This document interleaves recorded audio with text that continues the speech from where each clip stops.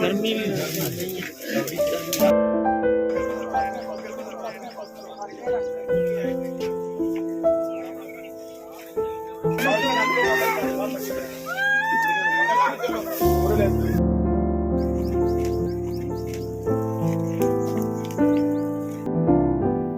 Youth Akali Dal आगू विक्की मिट्टू खेड़ा ਨੂੰ अंतिम विदाई ਜਿਹੜੀ ਹੈ ਉਹ ਦਿੱਤੀ ਗਈ ਹੈ। ਸੋ ਤਸਵੀਰਾਂ ਜਿਹੜੀਆਂ ਨੇ ਉਹ ਲੰਬੀ ਦੇ ਪਿੰਡ ਮਿੱਡੂ ਖੇੜਾ ਦੀਆਂ ਹੈ, ਜਿੱਥੇ ਵਿੱਕੀ ਮਿੱਡੂ ਖੇੜਾ ਦਾ ਅੰਤਮ ਸੰਸਕਾਰ ਕੀਤਾ ਗਿਆ ਹੈ। ਪਰਿਵਾਰ ਦਾ ਰੋ ਰੋ ਕੇ ਬੁਰਾ ਹਾਲ ਹੈ। ਸੋ ਤੁਹਾਨੂੰ ਦੱਸ ਦਿੰਦੇ ਹਾਂ ਕਿ ਕੱਲ ਮੋਹਾਲੀ ਦੇ ਮਟੌਰ ਵਿਖੇ ਵਿੱਕੀ ਮਿੱਡੂ ਖੇੜਾ ਦਾ ਕੁਝ ਹਮਲਾਵਰਾਂ ਵੱਲੋਂ ਕਤਲ ਕਰ ਦਿੱਤਾ ਗਿਆ ਸੀ। ਸੋ ਸਭ ਤੋਂ ਪਹਿਲਾਂ ਆਪਾਂ ਅੰਤਮ ਸੰਸਕਾਰ ਦੀਆਂ ਤਸਵੀਰਾਂ ਦੇਖ ਲੈਂਦੇ ਹਾਂ।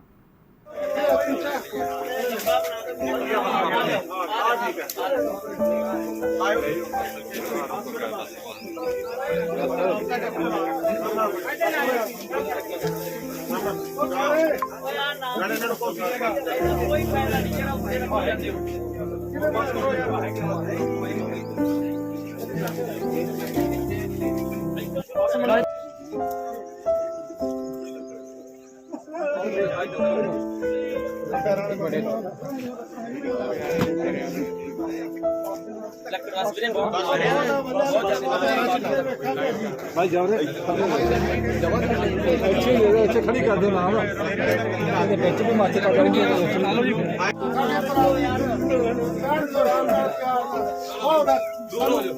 बड़ा बड़ा दूर हो जाओ सानू साडा कर्म रहेगा साडे भरा सानू वो कर लेना मिल समझ में सानू ये ना क्यों मेरे बंदे ने कह क्या भी तो पूछा लो जो कुछ नाले खड़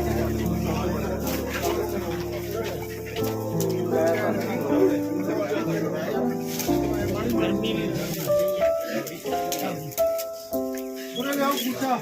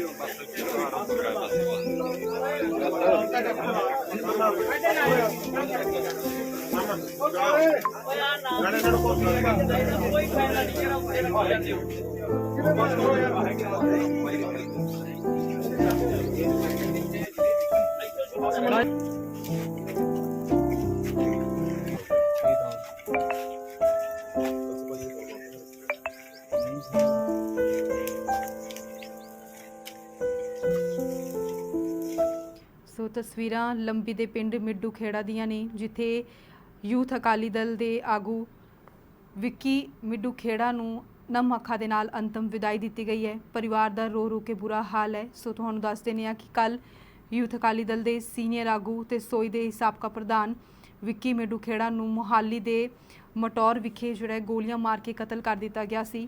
ਘਟਨਾ ਸੈਕਟਰ 71 ਦੀ ਸੀ, ਜਿੱਥੇ ਕਮਿਊਨਿਟੀ ਸੈਂਟਰ ਦੇ ਨੇੜੇ ਮਾਰਕੀਟ ਵਿੱਚ ਸਮੀਰ ਪ੍ਰਾਪਰਟੀ ਡੀਲਰ ਦੇ ਦਫ਼ਤਰ ਦੇ ਬਾਹਰ ਇੱਕ ਘਟਨਾ ਜਿਹੜੀ ਸੀ ਉਹ ਵਾਪਰੀ।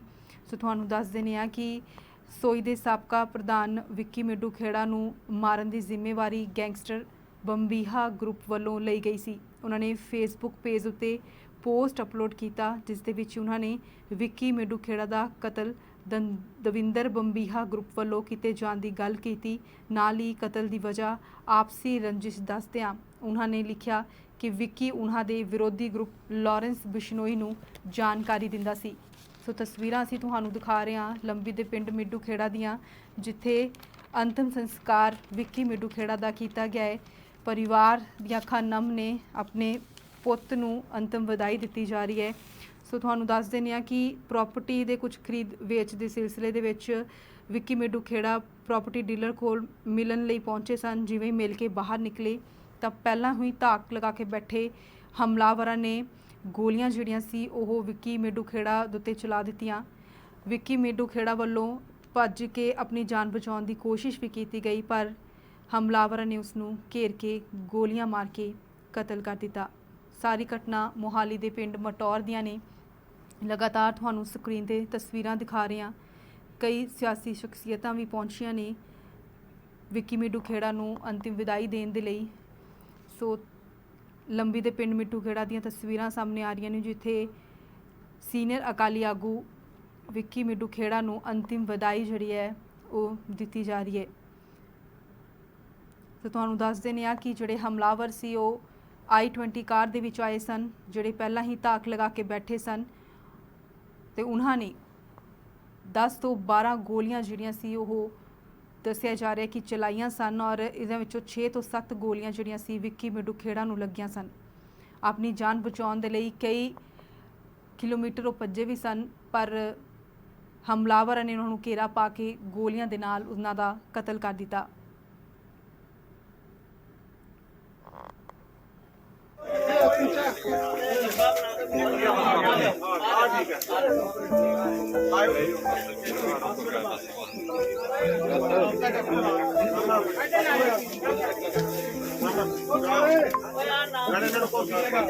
ਕੋਈ ਫਾਇਦਾ ਨਹੀਂ ਜਿਹੜਾ ਮੁੰਡੇ ਨੂੰ ਜਾਂਦੇ ਹੋ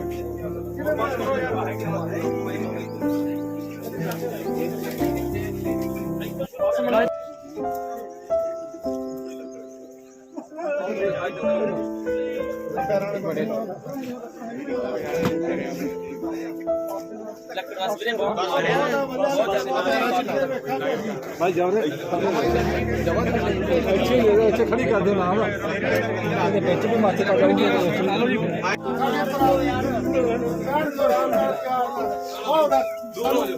ਮਾੜਾ ਮਾੜਾ ਦੂਰ ਹੋ ਜਾਓ, ਸਾਨੂੰ ਸਾਡਾ ਕਰਮ ਰਹਿ ਗਿਆ ਸਾਡੇ ਭਰਾ ਸਾਨੂੰ ਉਹ ਕਰ ਲੈਣ ਮਿਲ ਸਮਝ ਮੈਨੂੰ ਇਹ ਨਾ ਕਿਉਂ ਮੇਰੇ ਬੰਦੇ ਦਾ ਕਹਿ ਕਿਆ ਵੀ ਉਹ ਉੱਚਾ ਲਿਓ ਜੋ ਕੁਛ ਨਾਲੇ ਖੜ ਕੇ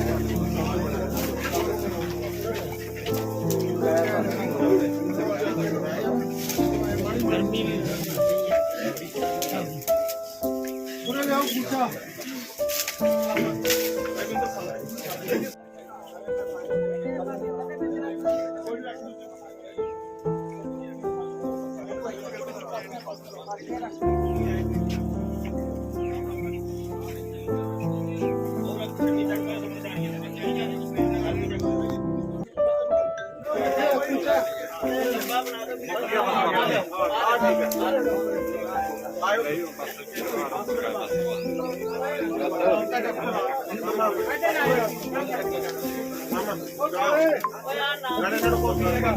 ਕੋਈ ਫਾਇਦਾ ਨਹੀਂ ਜਿਹੜਾ ਮੁੰਡੇ ਨੂੰ ਜਾਂਦੇ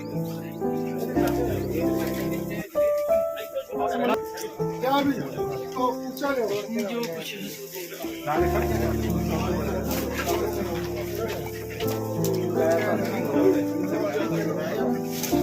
ਗਰਮੀ ਵੀ ਪੂਰੇ ਲਿਆਓ ਪੁੱਛਾ